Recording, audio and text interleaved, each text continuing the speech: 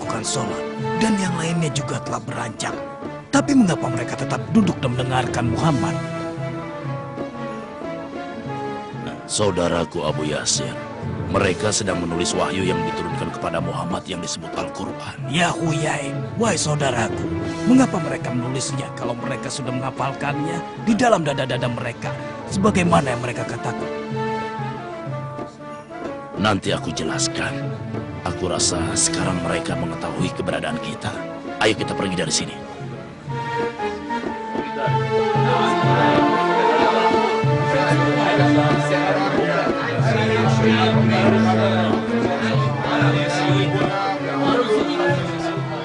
Aku masih tidak mengerti untuk apa sahabat Muhammad menulis. Yang mereka tulis itu dikirim ke Mekah untuk sahabat-sahabat mereka, lalu dipinjamkan secara bergilir.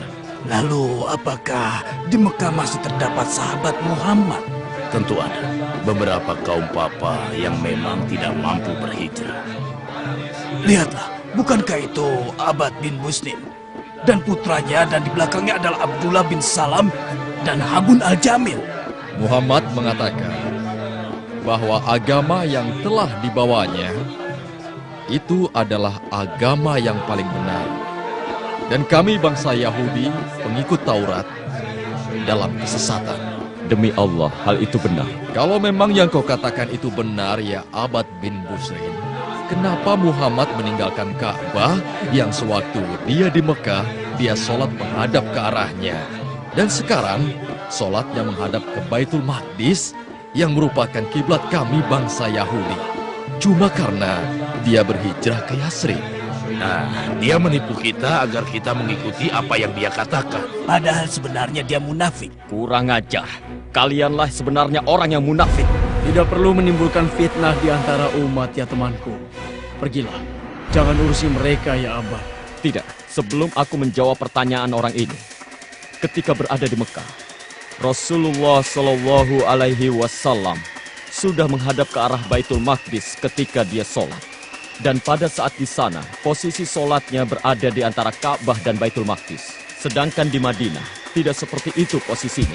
Oh, jadi maksudmu Muhammad sudah dari awal sholatnya menghadap Baitul Maqdis, begitu? Benar. Kalau memang dia berbeda dengan apa yang kami yakini, kenapa mengikuti kiblat kami dan menelantarkan Ka'bahnya? Bagus sekali, Habun. Ayo jawab anak pintar, ayo. Kenapa tidak kau tanyakan sendiri saja kepada Muhammad tentang hal ini?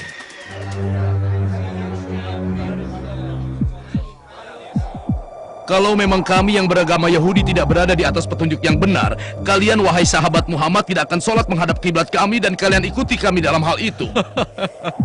Sudah cukup yang kau dapatkan dari kami untuk hari ini, ya Abad. Jangan lupa, ceritakan kepada Muhammad tentang pembicaraan kita hari ini. Ayah, mengapa engkau diam dan tidak menjawab orang-orang itu? Apa benar kita telah merubah kiblat kita? Mari sebentar, nak. Ayah akan jelaskan padamu. Kiblat kita tidak pernah mengalami perubahan, nak. Sejak dari awal, Rasulullah Shallallahu Alaihi Wasallam telah melaksanakan sholat menghadap Baitul Maqdis, menghadap ke arah padang pasir yang berada di Palestina sebelah sini, dan Mekah berada di sini. Tapi ketika beliau berada di Mekah, beliau menghadap dua kiblat karena posisi Ka'bah berada di antara sholatnya Nabi dan daerah Baitul Maqdis. Lalu, kenapa beliau tidak melakukan hal yang sama ketika beliau berada di Madinah? Karena posisi Madinah berada di sebelah sini, nak. Jadi tidak mungkin Rasulullah Shallallahu Alaihi Wasallam menghadap ke Baitul Maqdis dan Ka'bah secara bersamaan. Maka Allah memerintahkan Rasulnya yang mulia untuk menghadap ke Baitul Maqdis ketika sholat. Beritahukan kepadaku, saudaraku. Ketika kita pergi untuk mengunjungi Muhammad, lalu berbincang-bincang dengan dia, apa saja yang engkau ketahui tentangnya? Maksudku, apakah dia itu benar-benar nabi yang telah disebutkan dalam kitab Taurat kita? Demi Tuhannya Musa, memang dia nabi. Apakah engkau telah menelitinya, kalau dia orangnya? Ya. Kalau memang benar, lalu kenapa kau tidak mengikutinya? Karena aku memusuhinya. Aneh sekali Anda ini. Jika memang benar Muhammad adalah nabi yang kita tunggu-tunggu, kenapa Anda sangat bernafsu memusuhinya? Kenapa? Itu karena para rahib kita yang agung meyakini kita bangsa Yahudi adalah bangsa pilihan Allah. Dan Allah memilih kita di atas bangsa-bangsa yang lain. Karena itulah kenabian seharusnya ada pada bangsa kita, bukan bangsa yang lain.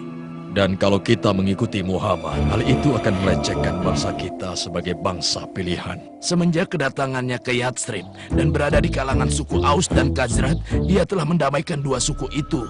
Yang sebelum kedatangannya selalu bermusuhan, padahal permusuhan mereka mendatangkan keuntungan buat kita. Berarti ini urusan keduniawian, bukan urusan agama.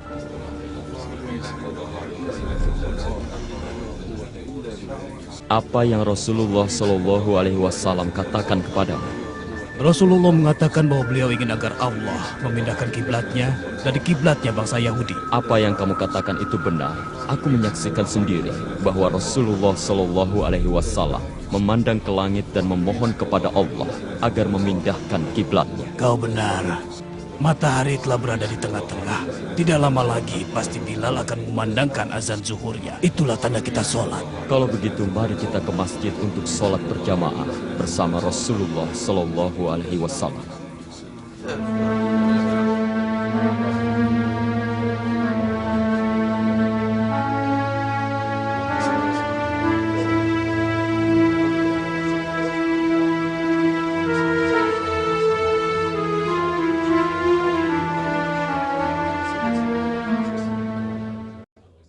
بسم الله الرحمن الرحيم.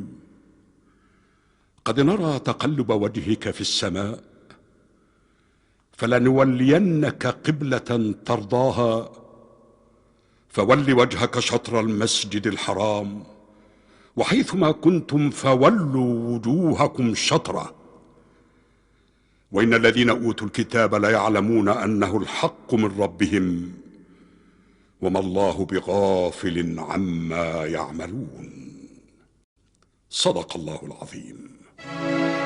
الله أكبر الله أكبر الله أكبر الله أكبر.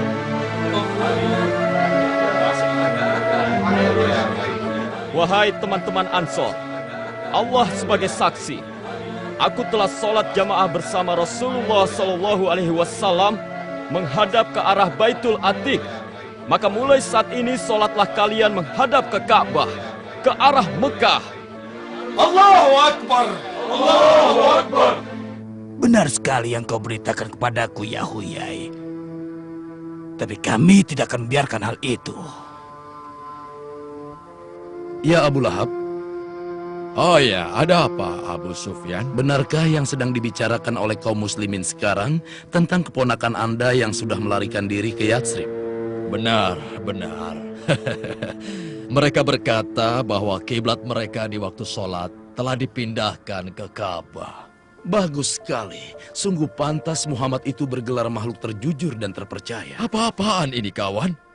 Apa kau telah meninggalkan agama nenek moyangmu dan beralih menjadi pengikut Muhammad? Sama sekali tidak. Karena dengan berkiblatnya Muhammad ke Ka'bah, itu merupakan tingginya kedudukan Ka'bah di atas Baitul Maqdis.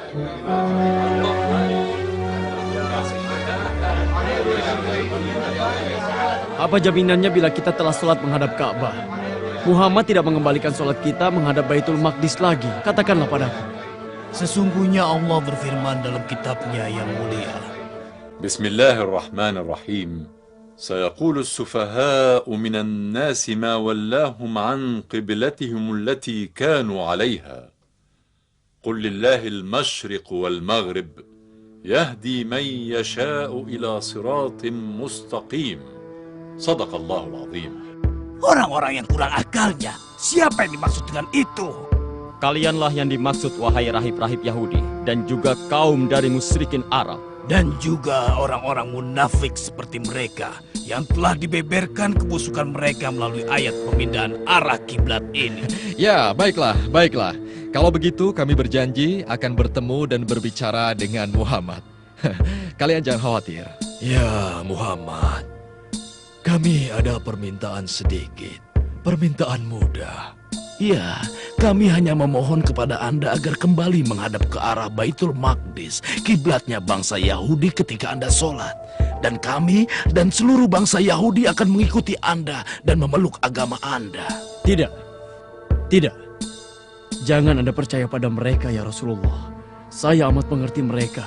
Mereka adalah kaum yang suka berkata bohong dan penuh kebatilan. Kau benar, Abdullah. Kami dulu adalah umat yang sesat. Tapi sekarang, kami ingin mengikuti kebenaran bersama Muhammad seperti yang telah kau lakukan.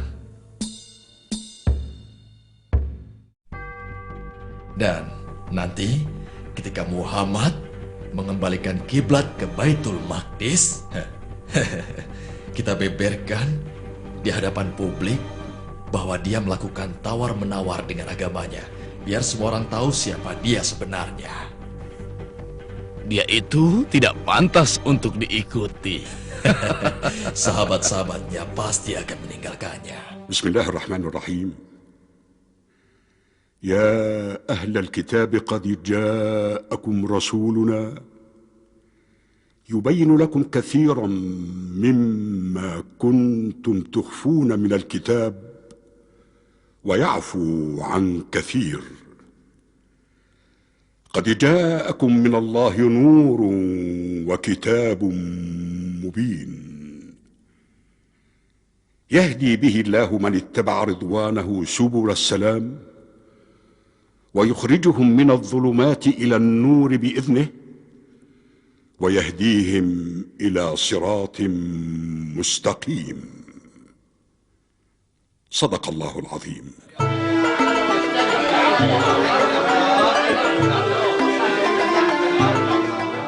Aku sudah menyebarkan berita tawar-menawar kita dengan Muhammad kepada orang-orang di sini.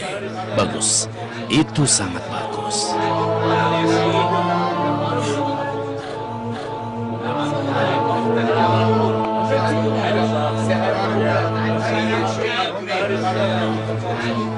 Coba lihat, itu Abad beserta temannya yang juga pengikut Muhammad. Ya, kau benar. Dan aku lihat mereka tidak berani lewat sini. Memangnya kenapa? Karena aku yakin sekali Muhammad akan kembali mengubah kiblatnya ke Baitul Maqdis dan tidak akan mempedulikan pendapat sahabat-sahabatnya. Ada apa ini ya Abad? Kau lewat begitu saja tanpa mengucapkan salam. Aku tahu alasannya kenapa mereka lewat begitu saja. Aku yakin kalau mereka ini malu dan sungkan. Kenapa kami mesti sungkan kepada kalian? Karena Muhammad memberitahukan sesuatu kepada kalian tentang kiblat dan mengirim kalian kemari untuk memberikan jawaban atas tawaran yang kami berikan. Benar. Dan Tuhan yang Maha Mulia telah menurunkan ayat tentang kalian. Bagus. Bagus sekali. Kawan-kawan, kemari, berkumpullah. Wahai suku Aus, wahai suku Khazraj, wahai pengikut Muhammad, kemarilah. Dengarkan apa yang sudah diucapkan Nabi kalian. Ayo, ayo Abad. Beritahukan yang sudah diucapkan Nabi kalian. Ayo cepat katakan.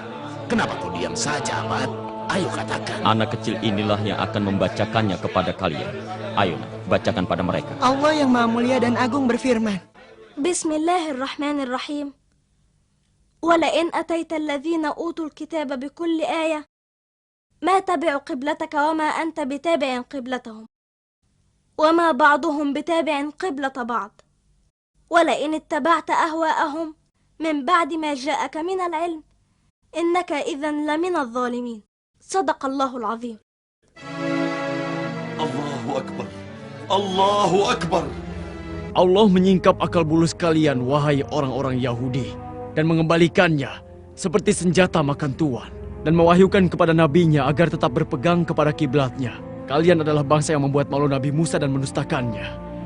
Tetapi kami adalah orang-orang yang mempercayai Muhammad dan mengikutinya, meskipun harus menyelam bersamanya ke dalam lautan. Allahu Akbar. Allahu Akbar. Tenang. Kalian jangan senang dulu. Kiblat kami Baitul Maqdis tentunya lebih utama dan lebih mulia dari Ka'bah yang menjadi kiblat kalian. Mengapa demikian, hai orang Yahudi? Itu Itu karena letaknya di tanah suci, tempat kelahiran Isa Al-Masih. Memangnya orang-orang Yahudi mempercayai kenabian Isa? Tidak sama sekali.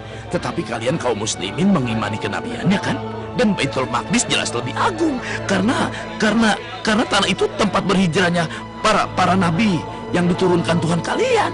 Jadi jelas tentunya lebih agung kan? Janganlah kalian merasa senang dengan hujah kalian, wahai Yahudi. Karena perlu kalian ketahui adanya ayat yang menyebutkan keutamaan Ka'bah. Allah Subhanahu wa Ta'ala berfirman, Bismillahirrahmanirrahim. Inna awwala baitin wudi'a lin-nasi lalladhi bibakkata mubarakan wa hudan lil'alamin. Sadaqallahul azim. Lalu bagaimana nasib sahabat kalian yang meninggal sebelum diubah arah kiblat? Dulu mereka sholat di Baitul Maqdis, jadi sholat mereka tidak sah. Kau telah berdusta atas nama Allah ya Huyai. Allah tidak akan menyia-nyiakan iman mereka. Dan Allah memberikan mereka ganjaran pahala dengan penuh dan tidak dikurangi. Seperti yang telah Allah firmankan. Apakah kalian punya dalih yang lain? semoga Allah menghinakan kalian, wahai bangsa Yahudi. Demi Allah, kalian sudah mengenal Muhammad SAW ketika disebutkan cirinya di dalam Taurat. Tetapi kalian menyembunyikannya, dan kalian tidak pernah mau mengakuinya. Sesungguhnya Allah, malaikat-malaikatnya dan ciptaannya melaknat kalian. Bismillahirrahmanirrahim. Innal ladzina yaktumuna ma anzalna minal bayyinati wal huda min ba'di ma bayyanahu lin-nasi fil kitabi ulaika yal'anuhumullah wa yal'anuhumul la'inun. Sadaqallahul azim.